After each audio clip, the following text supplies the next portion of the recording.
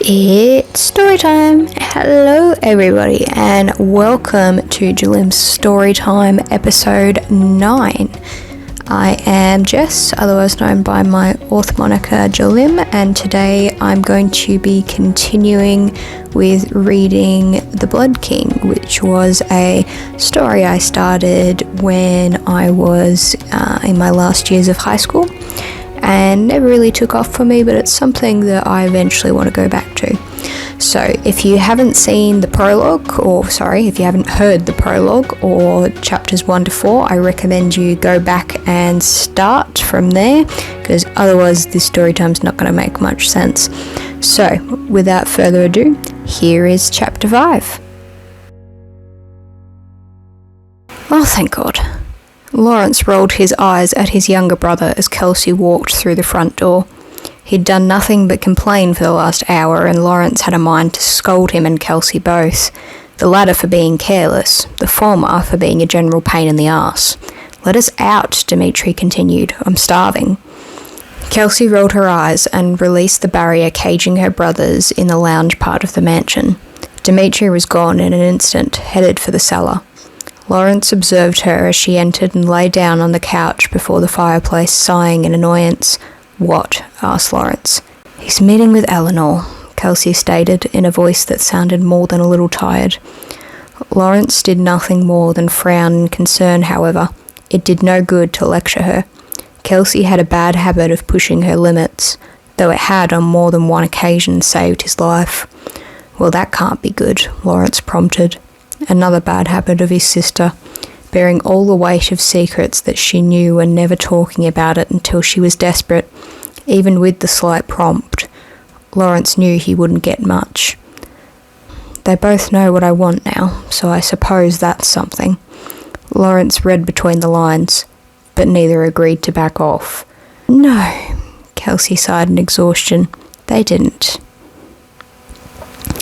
Lawrence observed his sister for a moment before he hung his head. "I'm sorry for calling, Kels." "No, it's fine. You and Dimmy can't face Vincent and walk away unscathed, let alone the entirety of Capricorn." Kelsey reassured her brother as she looked over at him. "You can't face it on your own either," Lawrence warned. Kelsey gave an arrogant smirk. "I think I'd do better than the two of you."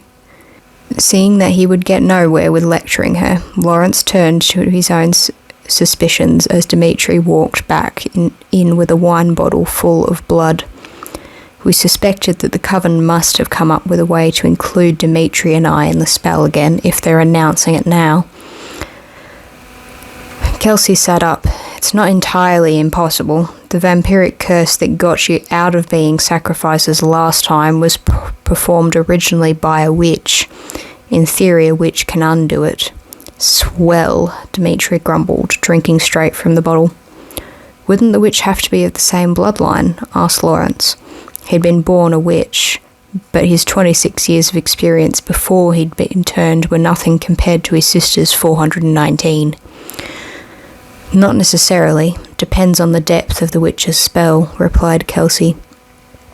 "It could just require covenant magic to reverse it. That is, if they can find the spell in the first place." She sighed and looked around.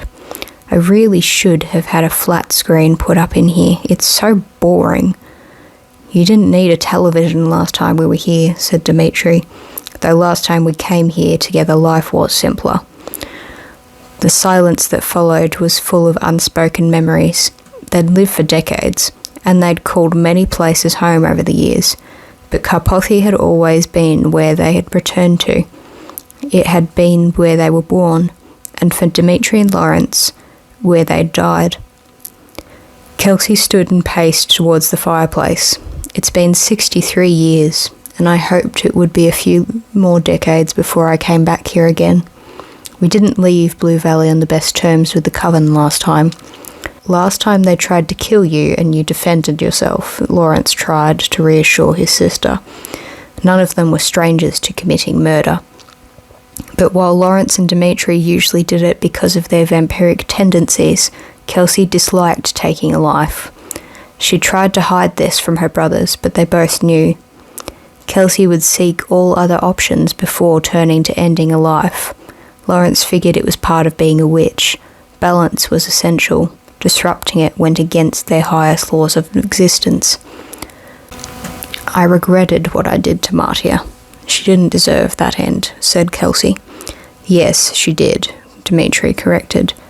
You just didn't want to leave Eleanor an orphan.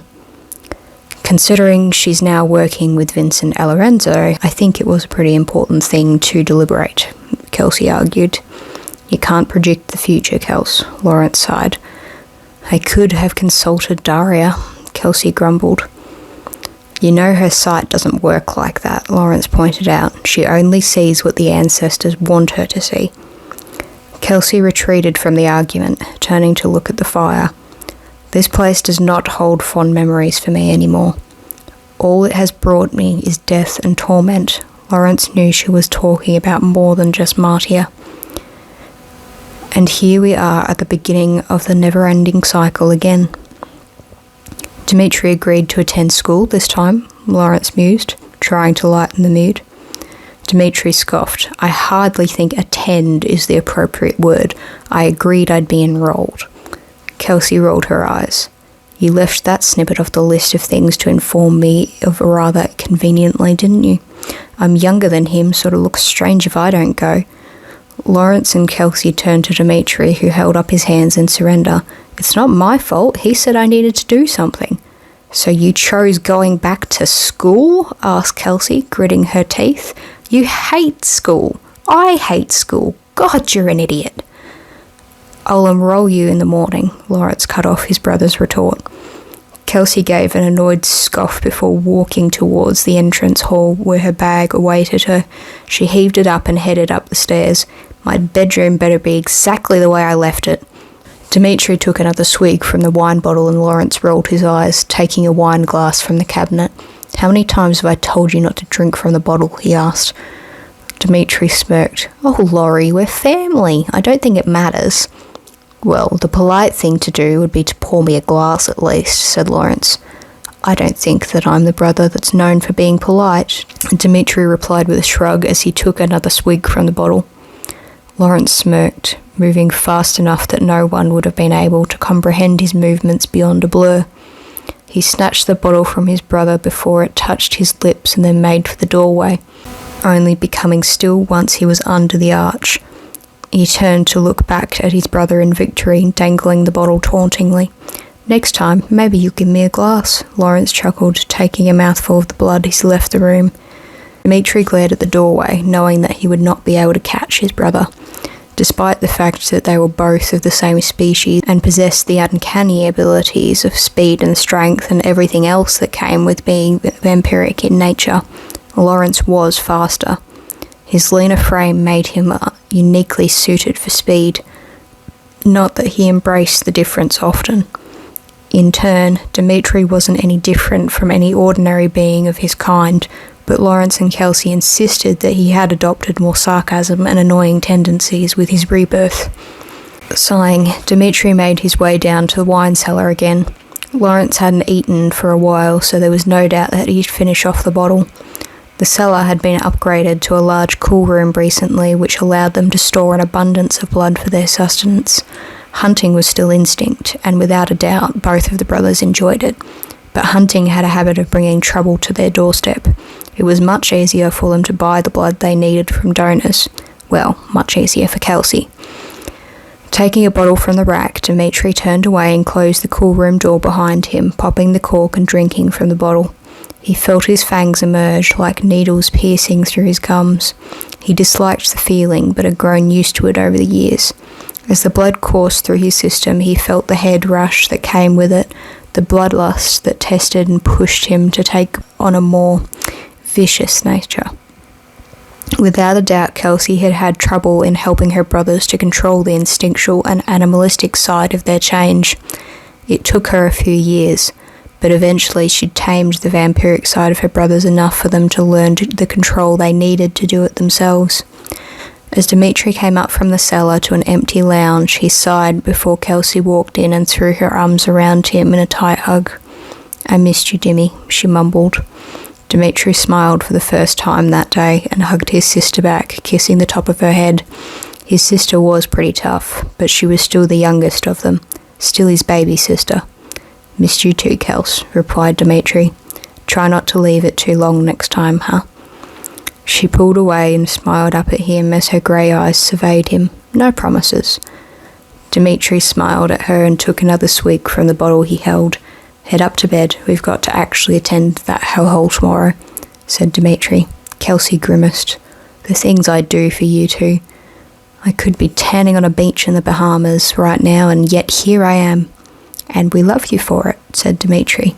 Kelsey's eyes widened in feigned shock. "What was that?" Dimitri rolled his eyes and pushed past his sister to the stairs. "I'm not saying it again." Kelsey grinned after her brother. She had missed him dearly. It was good to see him again. While Kelsey loved both of her brothers fiercely, she'd always had a soft spot for Dimitri, as he did for her, though he rarely, if ever, admitted it. She supposed it was due to them being closer in age. A mere 18 months separated the two of them, while Lawrence was 5 years older than Dimitri. Lawrence was by far the most sensible of the siblings, and even Kelsey got annoyed at some of his particular habits, such as the fact that he tended to face situations with a glass half empty point of view. Kelsey and Dimitri called it pessimism when it was at its worst. Lawrence always referred to it as realism. It was hard for any of the siblings to see the world with a glass half full outlook, but Lawrence took it to a whole new level. Lawrence's refined taste was also something that Kelsey had a hard time tolerating. He preferred some types of blood over others, and if the cool room wasn't stocked with the blood he liked, he was more likely than not to blame his siblings for it, not his appetite. Kelsey had just snapped one time. "Well, learn to pace yourself. Dimitri hardly ever drinks it. You're the one that guzzles it up like a caffeine addict." "I can't help it if my tastes are refined," Lawrence, on the defensive. "I will dilute the next batch to make it last longer then," Kelsey threatened. "That'll just make it taste awful," Lawrence argued. Kelsey smiled at the memory now. He'd come to be a little more understanding after that time in New York when he'd stayed with Kelsey for a summer. To put it kindly, she'd put him in his place.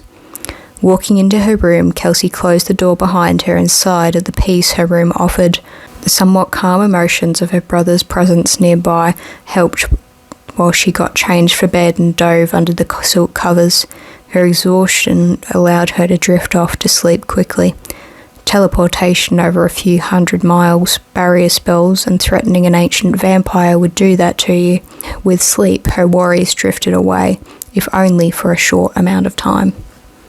Well, that'll be it for Storytime episode 9. What did you think of chapter 5 of The Blood King and the way the siblings interact with each other? Do you think it's very sibling-like and reflective of siblings who have, well, been alive for several centuries? Or do you think it's a bit juvenile? Maybe it's juvenile because it's been a few centuries. Anyway, I shall see you next time. Stay happy and healthy. Bye.